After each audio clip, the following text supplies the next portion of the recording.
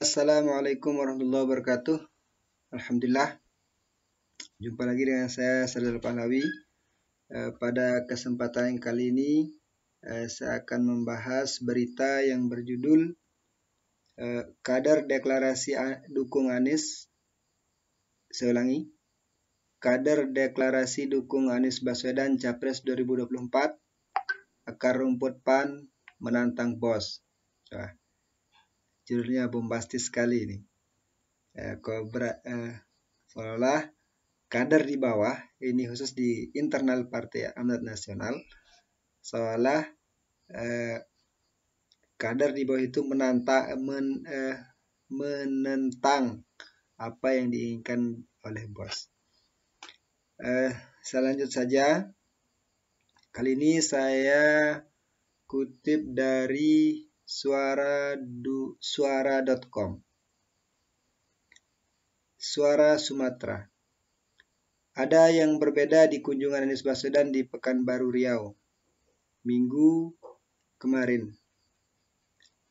4 Desember 2022. Kader berseragam PAN mendeklarasi dukungan Anies Baswedan dalam kunjungan di Jalan Gajah Mada, Pekanbaru.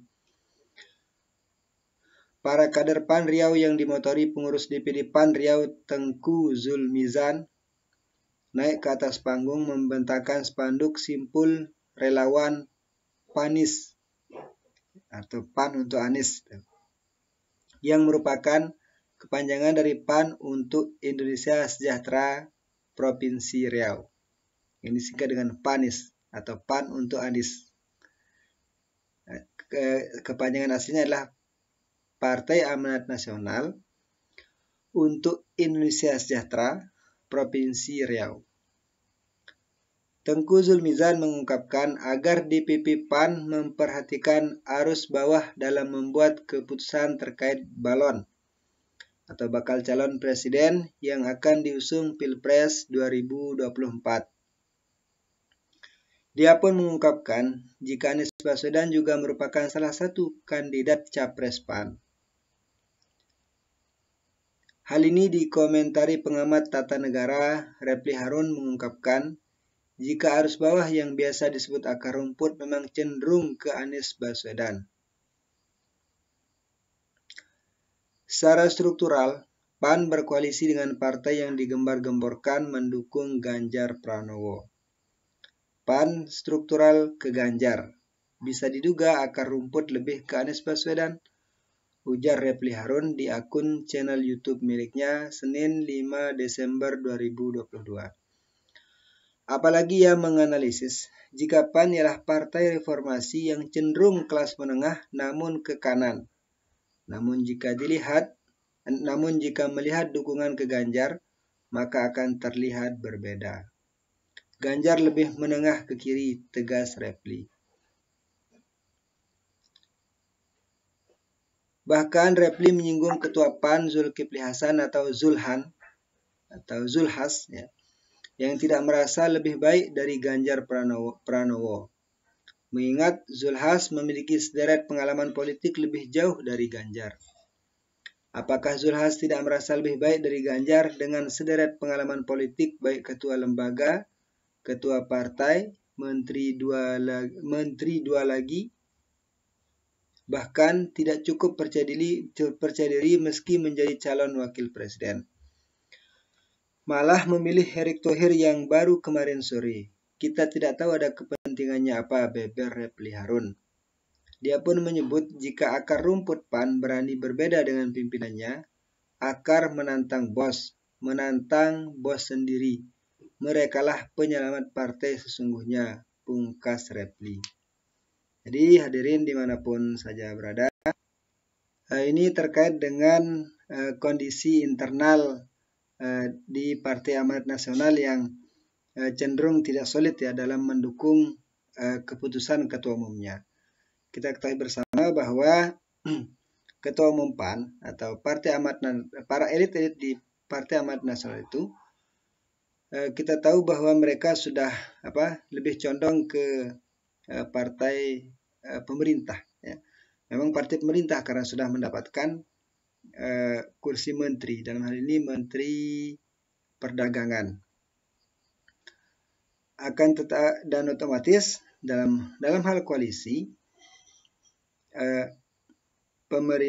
Partai Amanat Nasional akan bergabung kepada koalisi yang diciptakan oleh pemerintah, yaitu Koalisi Indonesia Baru. Nah, sementara keinginan di akar rumput itu berbeda, seperti yang dilakukan oleh DPD PAN Riau, yang mendeklarasikan beserta jajarannya mendeklarasikan dukungan untuk Anies Baswedan. Tidak hanya itu, jauh hari sebelumnya ada beberapa orang yang mengaku sebagai pendiri PAN itu sendiri mendeklarasikan untuk mendukung Anies Baswedan. Siapa itu? Antara lain Afni Ahmad, ada Alimin Abdullah, ada Miranti Abidin, ada M. Yasin Kara, Putrajaya, dan Sahrin Hamid. Mereka juga menjabat sebagai wakil sekjen hingga bendahara DPP PAN pada periode awal partai itu berdiri. Ada apa dengan Partai Amanat Nasional? Kenapa? Padahal fondasi dari partai itu sendiri adalah akar rumput. Apa artinya? Apa artinya partai itu? Tidak mungkin ada partai besar tanpa di bawahnya itu solid. Contoh PDIP. Kenapa PDIP bisa menjadi partai nomor 1 sekarang di negeri ini? Ya karena memang di akar rumput itu solid untuk mendukung apa yang diinginkan oleh ketua umumnya. Artinya Ibu Megawati Soekarno Putri, Ibu Hajah Megawati Soekarno Putri selaku motor penggerak atau selaku leader dari PDI Perjuangan itu mampu mengontrol semua lini di partainya, mulai dari DPD, mulai dari elit sampai wong cilik. Itu mampu dikontrol oleh Megawati, dan terbukti sejauh ini tidak ada gejolak yang begitu berarti terkait dengan kondisi di internal PDIP itu sendiri. Artinya tidak ada DPD atau apalagi DPC yang berani untuk mengumumkan untuk berbeda dengan keputusan ketua umum partai. Itu tidak ada. Nah, kondisi ini tentunya menjadi PR bagi Zulkifli Hasan.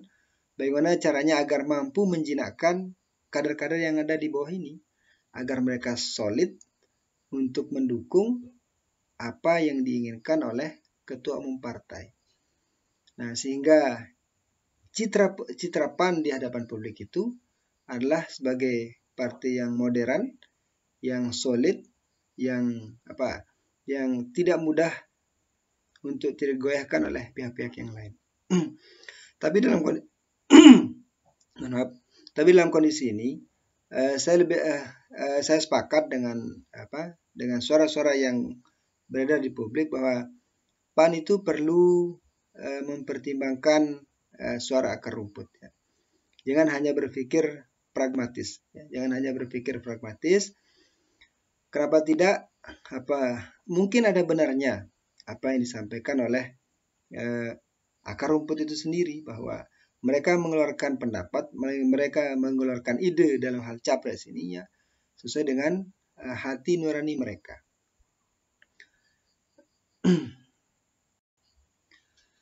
Kita ketahui bersama bahwa suara PAN itu kebanyakan berasal dari suaranya umat Islam. Dalam hal ini PAN tidak selalu diidentikan dengan salah satu organisasi terbesar nomor 2 di Indonesia, yaitu bahkan dunia, yaitu Muhammadiyah. Kebanyakan mayoritas atau pendukung PAN itu berasal dari organisasi Muhammadiyah. Nah, otomatis kalau PAN mendukung partai di luar tokoh Muslim misalnya, itu bertentangan dengan akar rumput PAN itu sendiri. Kita ketahui bersama Anies Baswedan merupakan representatif dari suara umat Islam. Ya. Mau tidak mau kita harus mengakui hal tersebut. Alangkah baiknya kalau Zulkifli Hasan berani mengambil risiko seperti yang diambil oleh partai Nasdem misalnya, yang berani berbeda dengan kubu pemerintah, meskipun Nasdem itu Nasdem itu berada di dalam pemerintah. Apa efeknya untuk Nasdem?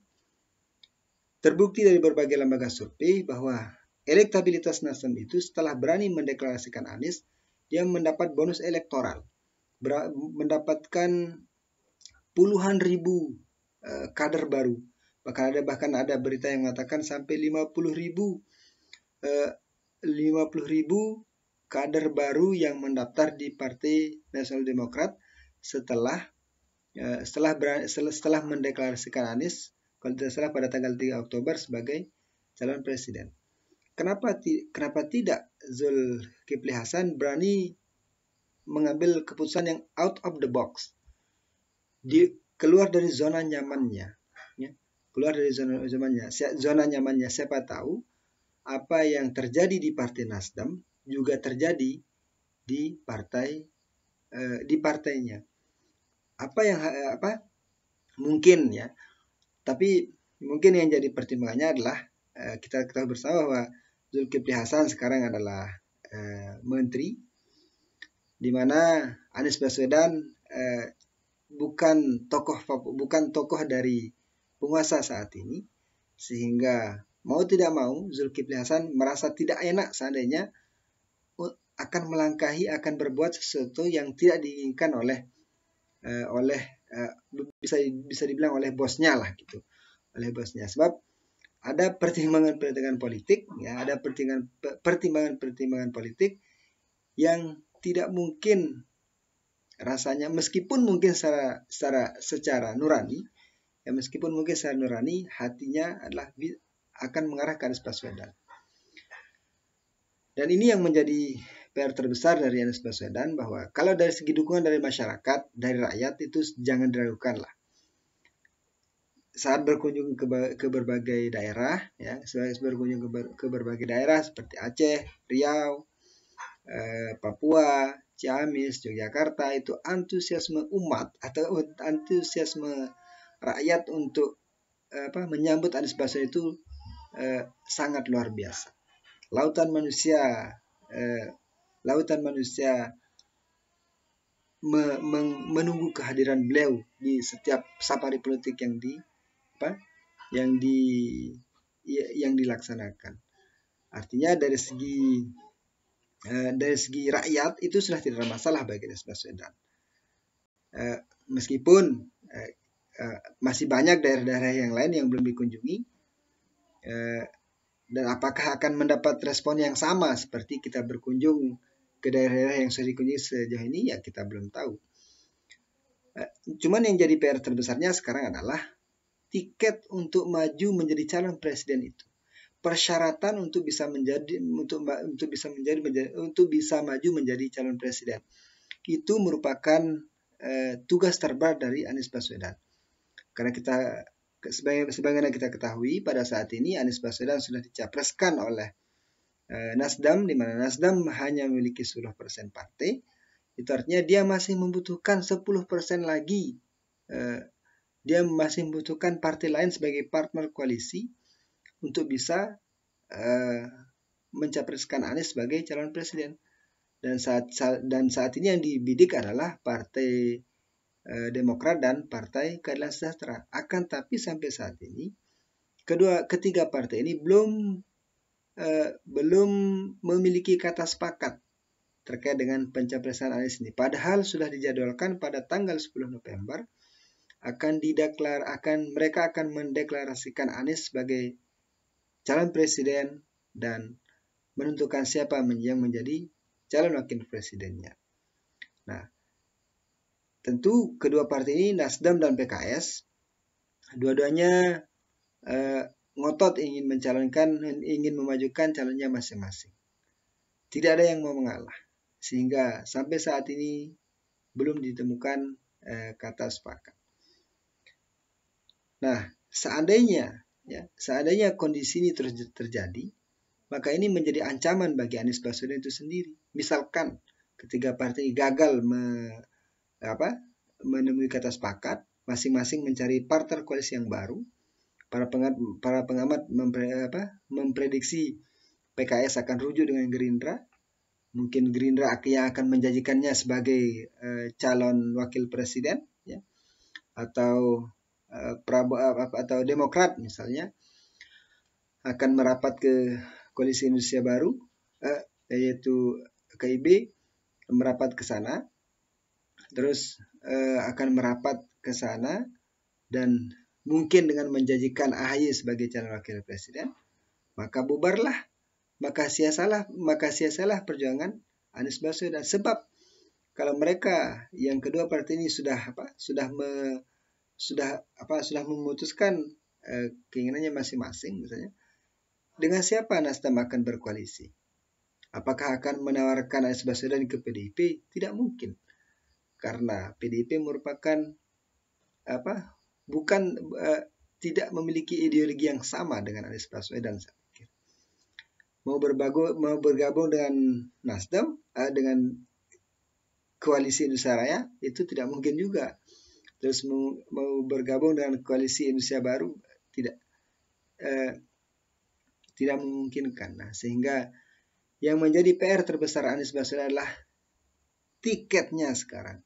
Bagaimana dia mampu meyakinkan AHY dan Ahmad Syahihu selaku presiden PKS itu mampu diyakinkan agar mau mengalah, ya, agar mau mengalah untuk sama-sama mengalah untuk tidak memajukan calon dari kadernya masing-masing.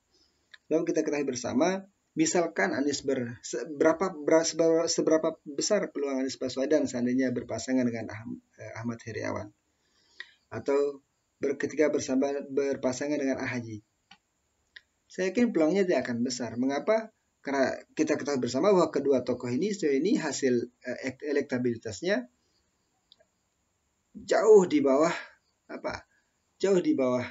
sangat jauh di bawah. Hanya sekian persen, tidak sampai 5% hasil dari survei mereka. Di samping itu, kondisi AHY atau kondisi Partai Demokrat tidak memiliki basis massa yang kuat, ya.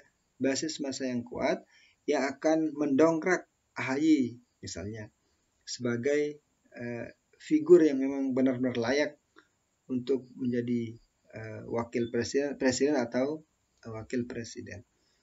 Kenapa ya? Karena memang tidak ada ideologi. Begitu juga dengan Ahmad Heriawan. Ada berapa persen sih suara PKS di Indonesia yang akan memilih Anies Baswedan seandainya dipasangkan dengan Ahmad Heriawan, yang akan mengantarkan mereka menjadi RI 1 dan RI 2 di kemudian hari.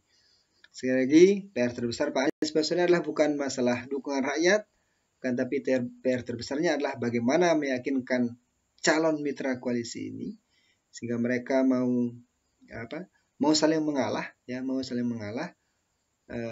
apakah PKS yang mengalah atau Demokrat yang mengalah atau bahkan dua-duanya yang mengalah, itu lebih bagus. Sebab seandainya ini ada efek positif dan ada negatif juga, seandainya terlalu beresiko menurut saya, seandainya